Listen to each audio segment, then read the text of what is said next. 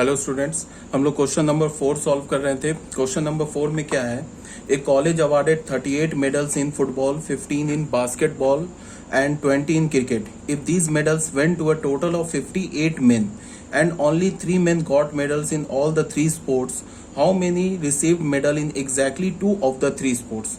ठीक है, ये एनसीईआरटी का क्वेश्चन है। इस क्वेश्चन में क्या बोल रहा है कि एक कॉलेज है जो 38 मेडल्स अवार्ड कर रहा है, किसमें, फुटबॉल में, और 15 दे रहा बास्केटबॉल में एंड 20 इन क्रिकेट, और 20 मेडल्स किस में दे रहा है, क्रिकेट में।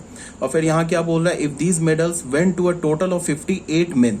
ये जो मेडल्स है ना, जो बास्केटबॉल में, फुटबॉल में और क्रिकेट में ये जो मेडल्स दिए जा रहे हैं, ये टोटल कितने मेडल्स दिए जा रहे हैं, 58, and only 3 men got medals in all the 3 sports. और सिर्फ 3 ऐसे मेन हैं जिन्हें फुटबॉल में भी मेडल मिला है, क्रिकेट में भी मेडल मिला और बास्केटबॉल में भी मेडल मिला है। How many receive medal in exactly 2 of the 3 sports. तो क्वेश्चन में क्या बोल रहा है कि बताओ ऐसे कितने पर्सन्स हैं जो जिनको सिर्फ 2 स्पोर्ट्स में मेडल्स मिला है। ठीक है, अगर मैंने यहाँ पे ध्यान से देखो, अगर मैंने क्या बोला कि 38 मेडल्स फुटबॉल में मिला है, तो इसका क्या मतलब है कि फुटबॉल में जो नंबर ऑफ मेडल्स है वो 38 दिए गए हैं। तो मान लो कि कोई पर्सन है राम को फुटबॉल में मेडल मिला है, तो राम को फुटबॉल में भी मेडल मिल सकता है। ऐसा भी हो सकता है कि उसे बास्केटबॉल में मेडल मिल जाए, यह भी पॉसिबल हो सकता है कि उसे क्रिकेट में भी मेडल मिल जाए।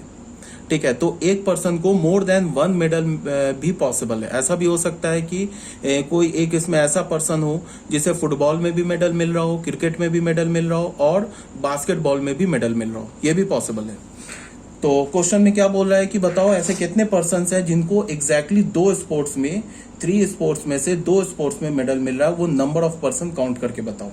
तो हमने क्या किया, सबसे पहले हमने एक सेट बनाया एफ सेट को क्या बोला, set of medals awarded in football. ठीक है, जितने मेडल्स फुटबॉल में दिए गए उसको हमने कैपिटल एफ सेट से डिनोट किया। फिर एक हमने बी सेट बनाया, बी सेट में हमने क्या बोला, set of medals awarded in basketball. एक सी सेट हमने बनाया, इसमें हमने क्या बोला, set of medals awarded in cricket. तो number of elements in set F, ये क्या हो जाएगा, 38। Number of elements in set B, ये क्या हो जाएगा, 15। And number of element in set सी, ये क्या हो जाएगा, 20। ये तो गिवन है, क्वेश्चन में ही गिवन है हमारे पास। इसके बाद क्या है कि अब ये बताओ, number of element in F union B union C, ये क्या हो जाएगा, 58। क्यों 58? बिकॉज यहां बोल रहा है ना कि if these medals went to a total of 58 men. ये जो मेडल्स है ना बास्केटबॉल, क्रिकेट और फुटबॉल में, ये टोटल 58 मेन को दिया जा रहा है। तो अगर तुम ऐसे सोचो कि फुटबॉल में जितने मेडल्स मिले हैं उनको काउंट करो, मतलब जितने पर्सन्स को फुटबॉल में मेडल मिले हैं, जितने पर्सन्स को बास्केटबॉल में मेडल मिले हैं, जितने पर्सन्स को क्रिकेट में मेडल मिले हैं, इन तीनों पर्सन्स के सेट का अगर तुम यूनियन ले लोगे तो क्या मिल जाएगा तुम्हें, 58। ठीक है, हाँ। अब इसमें ऐसा हो सकता है कि मान लो कोई पर्सन एक्स है, उस एक्स पर्सन को फुटबॉल बास्केटबॉल में भी मेडल मिला हो, फुटबॉल में भी मेडल मिला हो, बास्केटबॉल में मेडल मिला हो। कोई पर्सन वाई है, उसे फुटबॉल, क्रिकेट और बास्केटबॉल तीनों में मेडल मिला हो, ये भी पॉसिबिलिटी हो सकती है। तो हमारे पास क्या हो गया, F union B union C क्या हो गया, 58। और क्या हो गया, F intersection B intersection C, ये क्या हो गया, 3। बिकॉज बोल रहा है ना कि 3 मेडल्स, यहाँ बोल रहा है ना, and only 3 men got medals in all the 3 sports. तो F intersection B intersection C क्या हो गया, 3। तो इस क्वेश्चन को मैंने 2 मेथड से सॉल्व किया है। तो मेथड नंबर 1 क्या है, इसको देख लो।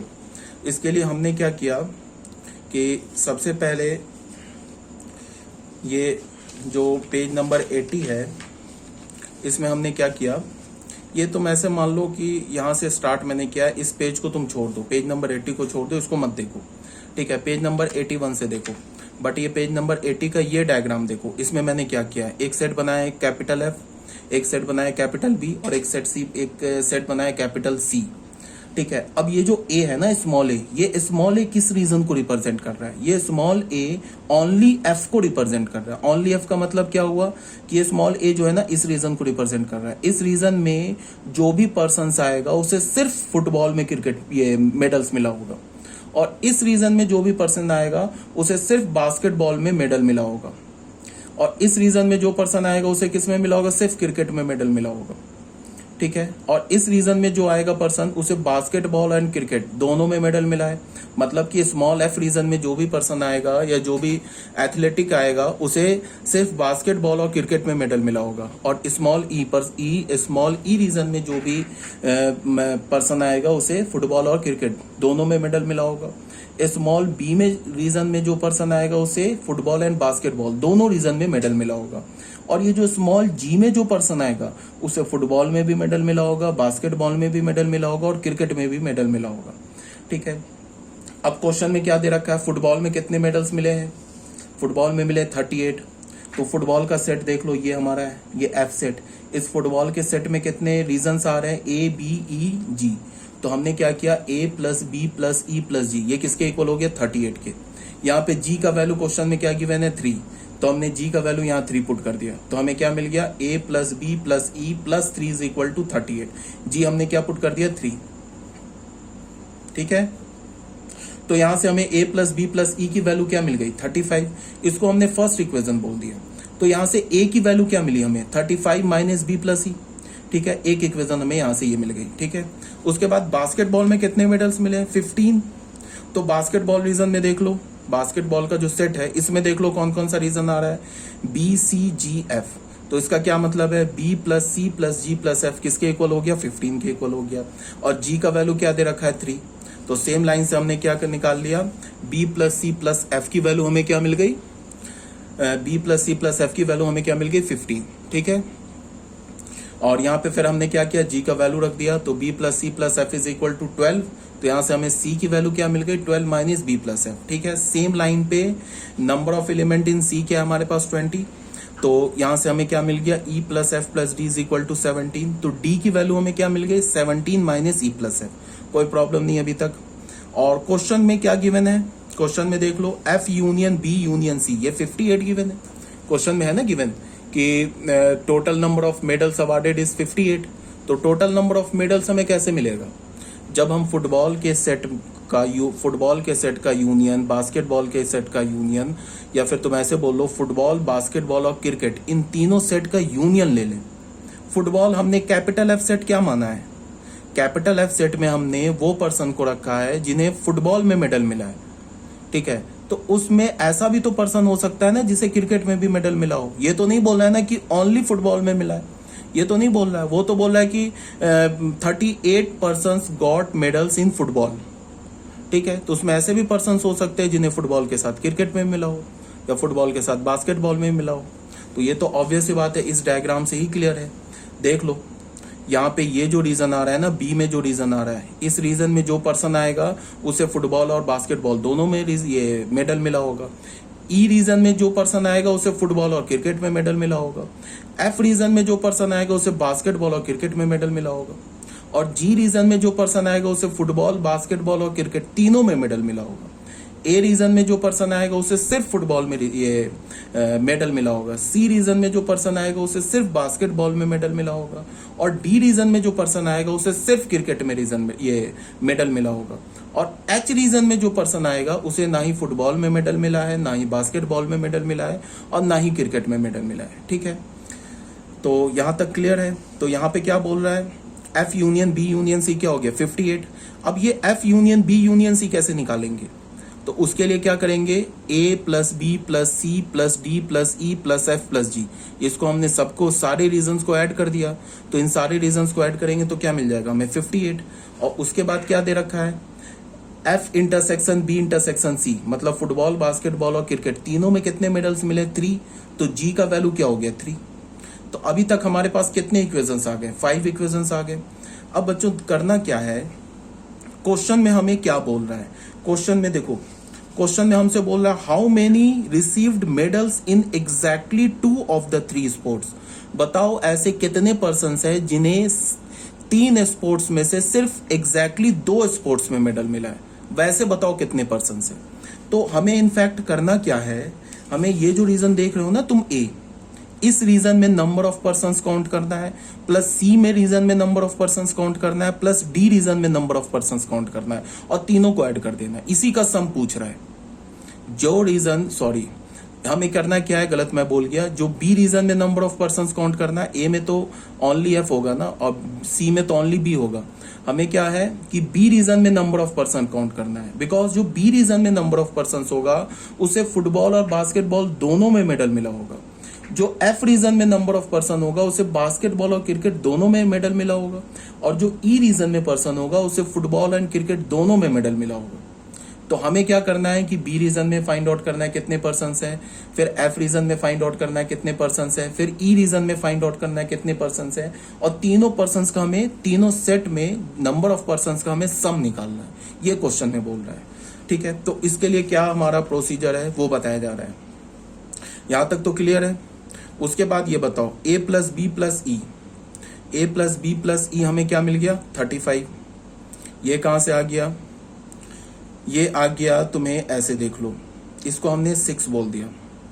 35 कहां से आ गया, यहां से आ गया। ए प्लस बी प्लस ई यहां से आ गया ना, ए प्लस बी प्लस ई। जी का वैल्यू अगर तुम 3 डालोगे तो क्या मिल जाएगा हमें, A plus B plus E का वैल्यू क्या मिलेगा 35। फिर B plus C plus F, ये क्या मिल जाएगा हमें, सॉरी ये वाला मैं देख रहा था ना, देखो। फिर F union B union C हमें क्या मिल गया 58। उसके बाद हमें क्या किया, F union B union C कैसे मिलेगा, A plus B plus C plus E, सारे रीजंस को हमने क्या करना है, ऐड कर देना है, A plus B plus C plus E plus G plus F plus D. ये किसके इक्वल होगा 58 के, ठीक है। और हमें निकालना क्या है, हमें निकालना है B plus E plus F. हमारा जो क्वेश्चन में हमसे क्या पूछ रहा है कि B plus E plus F में नंबर ऑफ एलिमेंट्स बताओ। नंबर ऑफ एलिमेंट्स का मतलब नंबर ऑफ पर्सन्स बताओ, किस रीजन में, B plus E plus F region में, ठीक है। तो हमें टारगेट क्या है कि हमें निकालना है B plus E plus F, ये हमें निकालना है। तो हमारे पास अभी देखो कितने इक्वेशंस आ गए। अभी हमने F union B union C किया तो ये इक्वेशन बन गया। अब इसमें तुम देखो क्या है कि ये बी को हमने रहने दिया, ई को रहने दिया, एफ को रहने दिया, बिकॉज इसी का सम तो हमें चाहिए। और हमें इलिमिनेट किसे करना है, ए को, सी को, जी को और डी को। B plus E plus F का तो हमें सम ही चाहिए ना, तो ए सी जी और डी को एलिमिनेट करना है। तो जी का वैल्यू तो गिवन है क्वेश्चन में 3, तो ये तो हमने 3 पुट कर दिया। तो हमें क्या मिल गया, A plus B plus C plus E plus F plus D is equal to 55। अब हमें क्या करना है, इस बी के साथ एज इट इज रहने देना है, बिकॉज, और ई को भी एज इट इज रहने देना है और एफ को भी एज इट इज रहने देना है। अब हमें क्या करना है, ए सी और डी को, ए सी और डी को बी ई एफ के टर्म में लिखना है। तो बहुत आसान है, देख लो यहां से ए किसके इक्वल लिखा है 35 माइनस बी प्लस ई, तो ए के जगह हमने क्या पुट कर दिया 35 माइनस, इसको हमने क्या किया, A plus C plus D को एक साथ कर लिया, ए सी डी को एक साथ कर लिया और बी ई एफ को एक साथ कर लिया, ठीक है। तो b plus E plus F क्या हो गया 55 माइनस ए प्लस सी प्लस डी। तो अब हमने a का वैल्यू डाला, कहां से, यहां से डाला। देखो a आ गया ना b और e के टर्म में, तो ये डाल दिया हमने a का वैल्यू। फिर उसके बाद c का वैल्यू यहां से डाला, ठीक है। उसके बाद फिर हमने d का वैल्यू कहां से डाला, यहां से डाला, तो ये डाल दिया। अब उसके बाद देख लो यहाँ ये जो इक्वेशन आ गया ना हमारा, ये इक्वेशन कंप्लीटली किसके टर्म में आ गया, बी ई एफ के। इसमें कहीं ए सी डी जी कहीं नहीं है, सिर्फ क्या है हमारा बी ई एफ। अब इसको हमने क्या कर लिया, सॉल्व कर लिया। तो सॉल्व करने के बाद हमें क्या मिल गया, b plus E plus F की वैल्यू क्या मिल गई हमें 9, ठीक है, जो कि हमारा रिक्वायर्ड वैल्यू है। यही तो पूछ रहा है कि b plus E plus F का वैल्यू बताओ। b में कौन से पर्सन्स हैं जिन्हें फुटबॉल और बास्केटबॉल दोनों में मेडल मिला है। ई में कौन से पर्सन्स हैं जिन्हें फुटबॉल और क्रिकेट में मेडल मिला है। बी में कौन से पर्सन्स हैं जिन्हें बास्केटबॉल और क्रिकेट में मेडल मिला है। तो हमें क्या चाहिए, B plus E plus F. तो B plus E plus F की वैल्यू क्या आ गई 9। तो number of people who got medals in exactly 2 of the 3 sports should be 9। ये हमारा 9 क्या हो गया, आंसर हो गया। ये तो था हमारा एक मेथड, मतलब इसमें हमने क्या किया कि कोई सेट का फॉर्मूला यूज नहीं किया, सिंपल एल्जेब्रिक मैनिपुलेशन यूज किया और सेट की प्रॉपर्टी लगाई और उसके बाद हमने क्या आंसर निकाल लिया। दूसरा हमारा जो ऑल्टरनेट मेथड है, जो कि रिकमेंडेड मेथड है, ठीक है, इसी मेथड से आप सॉल्व करोगे। इसमें क्या है कि मैंने तुम लोगों को डायरेक्ट फॉर्मूला बता रखा है, ये डायरेक्ट बता रखा है कि फॉर्मूला कि number of elements in exactly 2 of the 3 sets, इसका मैंने फॉर्मूला बता रखा है। देखो मैं दिखा रहा हूं कहां बताया मैंने, ये मैंने बताया ना, number of element in exactly two of the three sets. और ये भी बताया था कि इसे फॉर्मूले को याद रखने की जरूरत नहीं है, ये सिंपल लॉजिक से निकल आएगा।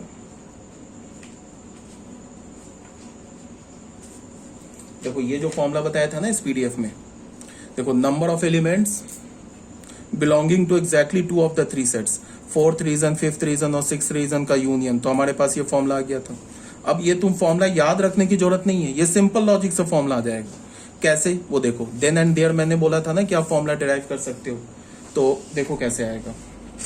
तुम ऐसे सोचो कि बी कैसे रीजन मिलेगा, ये जो बी रीजन है ये हमें कैसे मिलेगा। इसके लिए क्या करेंगे कि इस बी रीजन को निकालने के लिए हम एफ इंटरसेक्शन बी के नंबर ऑफ एलिमेंट में से क्या सब्ट्रैक्ट कर देंगे, F intersection B intersection C, ये सिंपल है। तो बी रीजन आ गया। ई रीजन निकालने के लिए हमें क्या करना होगा, ये क्या आ गया हमारा, number of elements in B, set B, ये जो बी है ना जिसमें एग्जैक्टली फुटबॉल और बास्केटबॉल में जो नंबर ऑफ मेडल्स मिले हैं वो आ गया हमारे पास। उसके बाद हमें क्या करना है, ई रीजन निकालना है। तो ई रीजन कैसे निकालेंगे, number of element in F intersection C, F intersection C में से क्या सब्ट्रैक्ट कर देंगे, एफ इंटरसेक्शन सी में से F intersection B intersection C को सब्ट्रैक्ट कर देंगे। तो ये क्या मिल गया हमें, ई मिल गया, ये क्या मिल गया, बी मिल गया, प्लस अब ये एफ रीजन कैसे निकालेंगे, number of element in B intersection C में से क्या सब्ट्रैक्ट कर देंगे, number of element in F intersection B intersection C. इसमें कहीं कोई फॉर्मूला याद करने की जरूरत नहीं है। तो यहां से देख लो फॉर्मूला हमारे पास क्या हो गया, एक ये आ गया, एक ये आ गया, एक ये आ गया। तो इसको हम क्या बोलेंगे, number of element in F intersection B plus number of element in F intersection C plus number of element in B intersection C minus 3 times number of element in F intersection B intersection C. इसी का हमें sum चाहिए ना, यही तो है number of element in exactly two of the three sports, इसी का हमें सम चाहिए। अब उसके लिए भी देख लो, इसका वैल्यू तो गिवन है 3, तो हमें क्या मिल गया, ये N F intersection B plus N F intersection C plus N B intersection C minus 9, ये मिल गया। इसका मतलब हमें क्या है कि इन तीनों का सम हमें चाहिए। अब इन तीनों का सम कैसे निकलेगा वो बता रहा हूं, ये मैं ऑल्टरनेट मेथड बता रहा हूं। अब इस तीनों का सम कैसे निकलेगा उसके लिए मैंने क्या किया कि ये तुम देखो, हमारे पास क्या गिवन है, हमारे पास F union B union C भी गिवन है ना 58, F union B union C, ये तो मैंने बोल रखा है कि फॉर्मूला रट जाना है, A union B union C का फॉर्मूला बोला है ना रटना है। तो इसका फॉर्मूला क्या हो जाएगा, number of element in F plus number of element in B plus number of element in C minus number of element in F intersection B minus number of element in B intersection C minus number of element in F intersection C plus number of element in F intersection B intersection C. ये तो formula रट जाना है। अब देख लो इसका value क्या given है 58, number of element in F का वैल्यू क्या गिवन है 38, number of element in B क्या गिवन है 15, number of element in C क्या गिवन है 20। यहां से ना मैंने माइनस कॉमन निकाल लिया तो ये प्लस में आ गया, ये क्या है 3, तो ये 3 मिल गया। तो इसका सम बच्चे मिल गया ना, इसका सम मिल गया ना, यही तो हमारा सम चाहिए। तो इसका सम हमने क्या मिल गया 18 मिल गया, इसका सम हमें क्या मिल गया 18। तो अब तुम देख लो, यहाँ पे देख लो number of element who got medals in exactly 2 of the 3 sports, ये क्या है number of element in F intersection B, अभी हमने ड्राइव किया है ना, देख लो ये क्या है ना, इसमें देख लो इसका वैल्यू अभी क्या हमने कैलकुलेट किया 18 और ये -9 तो 9 आ गया आंसर। ठीक है, यहाँ देख लो इसका वैल्यू अभी हमने क्या कैलकुलेट किया, यहाँ से देख लो ये 18 कैलकुलेट किया ना, इसको हमने फर्स्ट इक्वेशन बोल दिया। अब number of people who got medals in exactly 2 of the 3 sports, इसका वैल्यू इस 3 का सम रख दिया 18 -3, इसका वैल्यू क्या है 3, तो 18 - 9 इज 9, ये 9 आ गया आंसर। तो ये बच्चे हमारा रिकमेंडेड मेथड है, ऑल्टरनेट मेथड। ठीक है, अब मैंने ऑलरेडी बता रखा है कि हमें फॉर्मूला एक भी याद नहीं रखना है, बिना फॉर्मूला याद सिर्फ 2 फॉर्मूला याद रखना है। Number of elements in a set में सिर्फ हमें 2 फॉर्मूलाज याद रखने हैं। पहला फॉर्मूला क्या याद रखना हमें, number of element in A union B, और दूसरा फॉर्मूला क्या याद रखना है, number of element in A union B union C. इस 2 फॉर्मूले से तुम सारे फॉर्मुलास डिराइव कर सकते हो। अगर तुम्हें सेट का लॉजिक क्लियर है ना, तो सिर्फ अगर ये 2 फॉर्मूला तुम्हें याद है तो बाकी सारे फॉर्मूला याद है तुम्हें। ठीक है, तो ये हमारा हो गया क्वेश्चन नंबर 4। अब बच्चों आ जाओ क्वेश्चन नंबर 5 में। क्वेश्चन नंबर 5 में क्या है कि out of 100 students 15 passed in English, total कितने स्टूडेंट्स है? 100 स्टूडेंट्स है। तो इसका मतलब क्या है? यूनिवर्सल सेट में कितने स्टूडेंट्स है? 100। 15 जो है ना वो इंग्लिश में पास कर गए। 12 पास इन मैथमेटिक्स, 12 स्टूडेंट मैथमेटिक्स में पास कर गए। 8 इन साइंस, 8 स्टूडेंट साइंस में पास कर गए। 6 स्टूडेंट इंग्लिश एंड मैथमेटिक्स में पास हो गए। 7 स्टूडेंट मैथमेटिक्स और साइंस में पास हो गए। 4 स्टूडेंट इंग्लिश एंड साइंस में पास हो गए। And 4 in all the 3 passed. मतलब क्या कि जो 4 स्टूडेंट है वो मैथमेटिक्स में भी पास हो गए, इंग्लिश में भी पास हो गए, साइंस में भी पास हो गए। तीन ही सब्जेक्ट की बात चल रही है ना, इंग्लिश, मैथमेटिक्स एंड साइंस। तो 4 स्टूडेंट तीनों में पास हो गए। ये तो सिंपल वही क्वेश्चन है। इसमें क्या बोला है? Number of student passed in English and mathematics but not in science. अब तुम इसको सिंपल लॉजिक से देखो, हमारे पास कितने सेट अवेलेबल है? हमारे पास 3 सेट है ना। ध्यान से देखो, ये बिल्कुल एक लाइन का आंसर है। English, mathematics and science. हमने इंग्लिश के को ई सेट से रिप्रेजेंट किया, मैथ्स को एम सेट से रिप्रेजेंट किया, साइंस को एस सेट से रिप्रेजेंट किया। ये हो गया इंग्लिश, ये हो गया मैथमेटिक्स, ये हो गया साइंस। अब क्वेश्चन नंबर 1 में तुमसे क्या बोल रहा है? Number of student passed in English and mathematics but not in science. इसका क्या मतलब होगा कि वो इंग्लिश में पास होने चाहिए, मैथमेटिक्स में पास होने चाहिए, बट साइंस में नहीं पास होने चाहिए। इसका मतलब किस रीजन की बात हो रही है बच्चे? इस रीजन की पास बात हो रही है, सिर्फ इस रीजन की। देखो यहां पे जो स्टूडेंट आएगा ना वो सिर्फ इंग्लिश में पास है। यहां पे जो रीजन स्टूडेंट आएगा वो सिर्फ मैथमेटिक्स में पास है। यहां पे जो स्टूडेंट आएगा वो सिर्फ साइंस में पास है। यहां पे जो स्टूडेंट आएगा वो इंग्लिश, मैथमेटिक्स और साइंस तीनों में फेल है। ठीक है। यहां पे जो स्टूडेंट आएगा ना वो इंग्लिश और मैथमेटिक्स में तो पास है बट साइंस में फेल है। यहां पे जो रीजन आएगा वो इंग्लिश और साइंस में जो पास है बट मैथमेटिक्स में फेल है। यहां पे जो भी एलिमेंट आएगा या जो भी स्टूडेंट आएगा वो मैथ्स और साइंस में तो पास है बट इंग्लिश में फेल है। और यहां पे जो स्टूडेंट आएगा वो इंग्लिश में भी पास है, मैथ्स में भी पास है और साइंस में भी पास है। और यहां पे जो आएगा इन सब में वो इंग्लिश में भी फेल है, मैथ्स में भी फेल है और साइंस में भी फेल है। समझ रहे हो इस बात को? अब आ जाओ क्वेश्चन में। क्या बोल रहा है? Number of student passed in English and mathematics but not in science. मतलब इस रीजन की बात हो रही है। अब इस रीजन को तो हम बड़े आसान से निकाल सकते हैं। ये बोल रहा है ना इंग्लिश में पास होना चाहिए, मैथमेटिक्स में भी पास होना चाहिए बट साइंस में फेल होना चाहिए। ऐसे ही मैंने बताया था ना, जिस रीजन को हम नहीं इंक्लूड करते उस पर कंप्लीमेंट लगा देते। अब ये रीजन क्या है? Number of element in E intersection M. इसमें से तुम्हें क्या करना है? नंबर ऑफ एलिमेंट किसे सब्ट्रैक्ट कर देना है? E intersection M intersection S को सब्ट्रैक्ट कर देना है। इस रीजन को सब्ट्रैक्ट कर देना है। तो इस रीजन में नंबर ऑफ एलिमेंट्स आ जाएंगे। ठीक है ना? तो वही हमने काम किया है। सबसे पहले हमने क्या किया? सबसे पहले हमने क्वेश्चन को लिखा, number of element in universal set कितने? 100। इंग्लिश में कितने? 15। मैथमेटिक्स में कितने? 12। साइंस में कितने? 8। इंग्लिश और मैथमेटिक्स दोनों में पास कितने किए हैं? 6। ये सब क्वेश्चन में गिवन है। मैथमेटिक्स और साइंस में कितने पास है? 7। इंग्लिश और साइंस में कितने पास है? 4। इंग्लिश, मैथ और साइंस तीनों में कितने पास है? ये भी 4 है। तो यहां क्या बोल रहा है? Number of student passed in English and mathematics but not in science. तो ये कितने हो जाएंगे? तो इसका क्या मतलब है? E intersection M intersection X complement बोल रहा है। कंप्लीमेंट को हम ऐसे बाहर से भी लिखते हैं। ठीक है। तो ये अभी क्या बोला? Number of element in E intersection M. देख लो, ई इंटरसेक्शन एम, इस रीजन में से इस रीजन को हटा दो, वही हमने किया है। तो क्या हो गया? 6 - 4 2 हो गया। अब number of student only pass in mathematics, जो सिर्फ मैथमेटिक्स में पास है। तो तुम बच्चे देखो, सिर्फ मैथमेटिक्स में जो पास है वो किस रीजन में आएंगे? इस रीजन में आएंगे ना। इस रीजन में जो भी स्टूडेंट होगा वो सिर्फ मैथ्स में पास है, इंग्लिश और साइंस में फेल है। तो हमें क्या करना है? इस रीजन में नंबर ऑफ एलिमेंट्स निकालना है। तो ये भी तुम लोग को बता रखा है कि इस रीजन में नंबर ऑफ एलिमेंट्स कैसे निकालेंगे। पहले तुम क्या करो? Number of elements in mathematics निकाल लो। उसमें क्या सब्ट्रैक्ट करो? ई इंटरसेक्शन एम सब्ट्रैक्ट करो। इंटरसेक्शन एम को सब्ट्रैक्ट कर दिया। फिर क्या सब्ट्रैक्ट करो? एम इंटरसेक्शन एस को सब्ट्रैक्ट करो। तो मैंने बताया था ना कि ये जो रीजन है ना, तीनों जिसमें है, ये 2 बार सब्ट्रैक्ट हो गया तो 1 बार ऐड कर दो।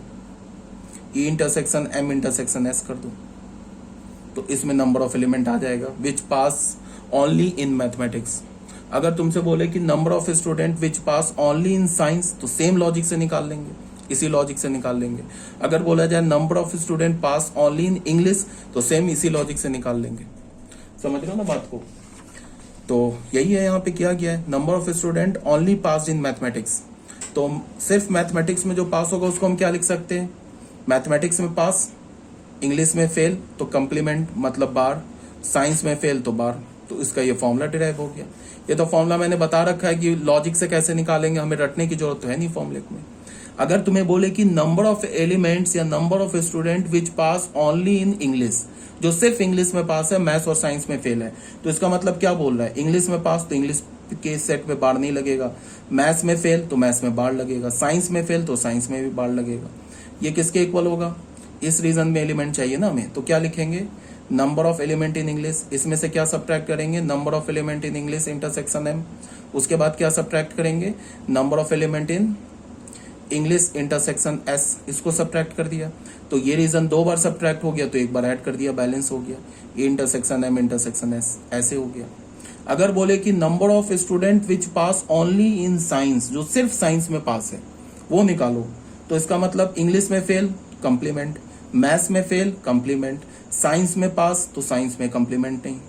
इसको कैसे लिखेंगे, इवन इस फॉर्मूले को लिखने के लिए ना इस डायग्राम को भी देखने की जरूरत नहीं है। तुम यहां देखो, इंग्लिश के लिए निकालना था ना विच पास ओनली इन इंग्लिश, तो इंग्लिश के सेट में हमने क्या किया, एक बार इंग्लिश और मैथ्स का क्या कर दिया, इंटरसेक्शन को सब्ट्रैक्ट कर दिया, फिर इंग्लिश और साइंस के इंटरसेक्शन को सब्ट्रैक्ट कर दिया, फिर तीनों के इंटरसेक्शन को एक बार ऐड कर दिया। तो यहाँ पे देख लो साइंस का बोल रहा है ना, तो पहले क्या लिखेंगे साइंस, फिर साइंस और मैथमेटिक्स के नंबर इंटरसेक्शन को सब्ट्रैक्ट कर देंगे, साइंस और मैथमेटिक्स के नंबर ऑफ एलिमेंट्स को सब्ट्रैक्ट कर देंगे, फिर क्या करेंगे, साइंस और इंग्लिश के नंबर ऑफ एलिमेंट्स को सब्ट्रैक्ट कर देंगे, और फिर एक बार तीनों के इंटरसेक्शन को ऐड कर देंगे। तो इसमें तो तुम्हें इवन वेन डायग्राम के बिना भी काम चल जाएगा। ठीक है, तो अगर तुम्हें लॉजिक समझ में आ रहा है ना सेट का, तो कहीं कोई प्रॉब्लम नहीं होनी चाहिए। तो ये हो गया हमारा question number 2, the number of student passed in more than 1 subject, एक से जो ज्यादा सब्जेक्ट में पास हुआ है उसमें नंबर ऑफ एलिमेंट्स निकालो। तो यहां देख लो, इस रीजन में जो एलिमेंट आएगा, इस रीजन में जो स्टूडेंट आएगा वो इंग्लिश और मैथ्स दोनों में पास हुआ है, इस रीजन में जो एलिमेंट आएगा वो इंग्लिश और साइंस दोनों में पास हुआ है, इस रीजन में जो स्टूडेंट आएगा वो मैथ्स और साइंस दोनों में पास हुआ है, और इस रीजन में जो एलिमेंट आएगा वो इंग्लिश मैथ्स और साइंस तीनों में पास है। इसका क्या मतलब है, वो बोल के आ रहा है कि इस रीजन, इस रीजन, इस रीजन और ये चारों रीजन में नंबर ऑफ एलिमेंट्स को काउंट करो। तो अभी इससे पहले जो हमने क्वेश्चन किया था उसमें हमने क्या किया था, number of element in exactly 2 of the 3 set में क्या ऐड कर देना तुम्हें, number of element in E intersection M intersection S, इसको भी तुम्हें ऐड कर देना है। नहीं अगर समझ में आ रहा है तो कोई बात नहीं है, एक बार फिर से मैं ना डायग्राम को फिर से बनाता हूं, देखो ध्यान से, बड़ा सा बनाता हूं डायग्राम, समझने में अगर कोई प्रॉब्लम है तो। ये ले लिया इंग्लिश का, ये ले लिया मैथमेटिक्स का, और ये ले लिया साइंस का,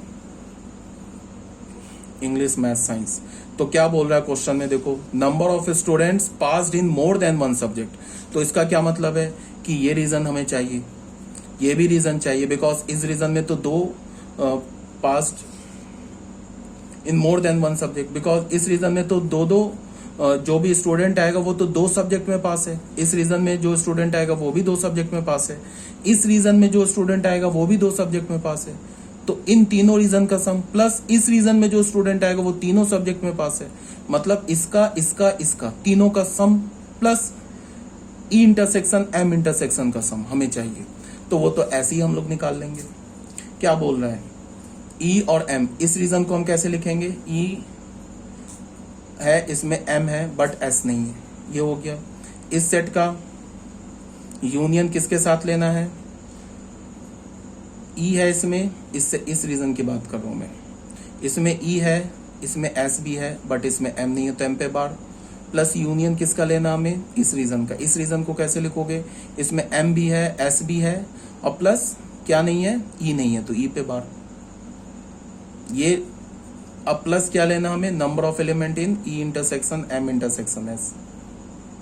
ये क्या लिखा हुआ है, number of element in exactly 2 of the 3 sets में हमने क्या ऐड कर देना, number of element in 3 sets, मतलब तीनों सेट में जो इंटरसेक्शन है उसको ऐड कर देना है।